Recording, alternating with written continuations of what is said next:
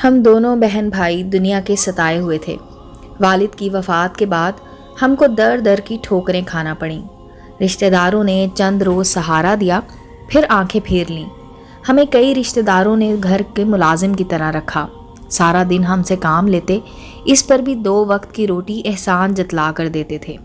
بھائی نے ایک روز فیصلہ کر لیا کہ اب کسی تایا چچا ماموں کے پاس نہیں رہنا۔ اگر کسی کے گھر کا کام ہی کرنا ہے تو تایا چچا کیوں، جو 2 وقت کا کھانا بھی دیتے ہیں تو احسان سمجھ کر۔ ہم اگر کسی غیر کے پاس چاکری کریں گے، محنت کا صلہ تو ملے گا۔ یہی سوچ کر والد صاحب کے ایک واقف کار کے پاس بھائی راحت گئے تھے۔ انہوں نے ان کو اپنے ایک دوست کے پاس ڈرائیور رکھوا دیا۔ یہ ایک متمول شخص تھا، اس کا کپڑے کا کاروبار تھا اور بھی کئی طرح کے کام دھندے وہ کرتا تھا۔ دولت بہت تھی، مگر اس آدمی کا گھر ویران تھا، بیوی مر چکی تھی، صرف ایک بیٹی تھی جو اس کے پاس رہتی تھی۔ راحت نے جب اس سے رہائش چاہی تو اس نے کہا اگر ساتھ والدہ یا تمہاری بہن رہے تو رہائش مل سکتی ہے۔ میری ایک بہن ہے، وہ میرے ساتھ رہے گی۔ ٹھیک ہے، خان بولا، اس کو لے آؤ۔ میری بچی اکیلی اور اداس رہتی ہے، اس کا کام بھی کرے گی اور میری بیٹی کا دل بھی بہلا رہے گا۔ یہ تو ہمارے لیے خوشی کی نوید تھی، ہمارا رہنے کا ٹھکانہ نہیں تھا۔ یوں ہم خان کے گھر آ گئے۔ اس نے اپنے گھر کے عقب میں سرونٹ کوارٹر عطا کر دیا، جس کا داخلی دروازہ پچھلی طرف تھا۔ پہلے روز میں نے خان کی بیٹی کو دیکھا تو وہ مجھ کو ایک مرجھایا ہوا گلاب لگی۔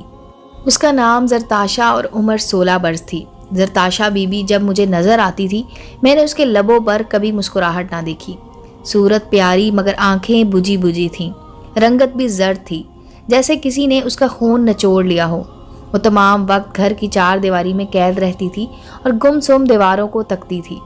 چونکہ اس کا والد نہایت سخت گیر آدمی تھا، اس لیے زرتاشا سمیت سبھی نوکر چاکر خان سے ڈرتے تھے۔ مجھے زرتاشا کا دکھ سمجھ نہ آتا تھا۔ بظاہر تو کوئی اس پر کسی قسم کی سختی نہ کرتا تھا، اس کو ہر سہولت کی شے میسر تھی۔ وہ گھر میں بیٹھی کڑھائی کرتی یا جائے نماز پر بیٹھ کر دعائیں کرتی رہتی تھی۔ نہ جانے وہ کس ظلم سے نجات پانا چاہتی تھی اور اپنے رب سے کون سی دعا مانگتی تھی جو ابھی تک پوری نہ ہو سکی تھی۔ وہ جب بھی باپ کو آتا دیکھتی اپنے آنسو پونچھ لیتی، جیسے اس سے اپنا غم چھپانا چاہتی ہو۔ مجھے کرید لگ گئی، سوچا زرتاشا کا دکھ ضرور معلوم کروں گا۔ وہ مجھ سے کم بات کرتی تھی، البتہ وقت گزرنے کے ساتھ ساتھ وہ مجھے اپنا ہمدرد ضرور سمجھنے لگی تھی۔ ایک روز میں نے موقع دیکھ کر کہہ دیا، زر بی بی، تم کو قسم ہے، سچ بتا دو تم کو کیا دکھ ہے؟ کیا اپنی مرحومہ ماں کو یاد کرتی ہو؟ کہنے لگی، صرف ماں، مجھے تو اپنے والد بھی بہت یاد آتے ہیں۔ اگر وہ آج زندہ ہوتے تو میں اس حال میں نہ ہوتی۔ خان تمہارے والد نہیں ہیں؟ یہ میرے چچا ہیں اور میں اپنے والد کی جائیداد کی اکلوتی وارث ہوں۔ یہ اس جائیداد کے مالک بننا چاہتے ہیں۔ وہ کس طرح؟ ان کا ایک ہی بیٹا ہے جو شادی شدہ اور عمر میں مجھ سے بڑا ہے، کہ اس کے ساتھ میری شادی کرانا چاہتے ہیں، جبکہ میری منگنی ارباب خان سے ہو چکی ہے۔ وہ میری خالہ کا بیٹا ہے، ہم ایک دوسرے سے محبت کرتے ہیں، لیکن اماں کی وفات کے بعد خان چاچا نے میرے منگیتر کا گھر میں داخلہ بند کر دیا ہے، ان کے ماں باپ سے بھی جھگڑا کر لیا ہے۔ مجھ کو یہی دکھ ہے، میں بلند خان یعنی اپنے چچا کے بیٹے سے شادی نہیں کرنا چاہتی۔ وہ اچھے کردار کا انسان نہیں ہے، جب یہاں آتا ہے مجھ کو ہر طرح سے تنگ کرتا ہے۔ میں اس کی شکایت بھی خان چاچا کو نہیں کر سکتی، ورنہ ارباب نے دھمکی دی ہے کہ وہ مجھے جان سے مار دے گا۔ زرتاشا کی بدقسمتی تھی کہ اس کے گھر سوائے بلند خان کے کوئی دوسرا رشتہ دار بھی نہیں آتا تھا کہ جس سے وہ بلند خان یا اپنے چچا خان کی شکایت کرتی۔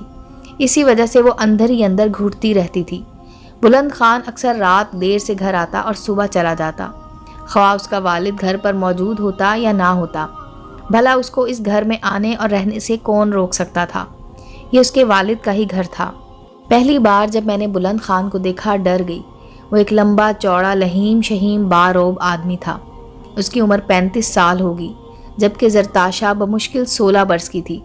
وہ زرتاشا کو اس طرح دیکھتا جیسے وہ اس کی ملکیت ہو۔ جلد ہی مجھے معلوم ہو گیا کہ بلند خان اچھے کردار کا آدمی نہیں ہے۔ وہ اپنے والد سے اصرار کرتا تھا کہ جلد زرتاشا سے نکاح کراؤ، لیکن اس کا باپ اس کو تلقین کرتا کہ جب اس کی بھتیجی 18 برس کی ہو جائے گی اور اس کا شناختی کارڈ بن جائے گا، وہ تبھی اس کا نکاح کرا دے گا۔ بھی جائیداد کے معاملے میں کچھ پیچیدگیاں ہیں۔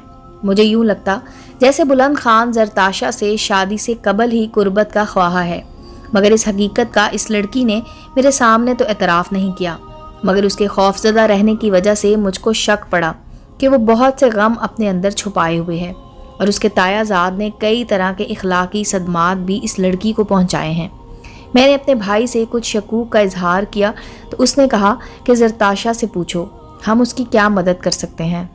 میں نے اس سے پوچھا، وہ بولی، میں ایک بار اپنے منگیتر سے ملنا چاہتی ہوں، کیا تم کسی طرح میری مدد کر سکتی ہو؟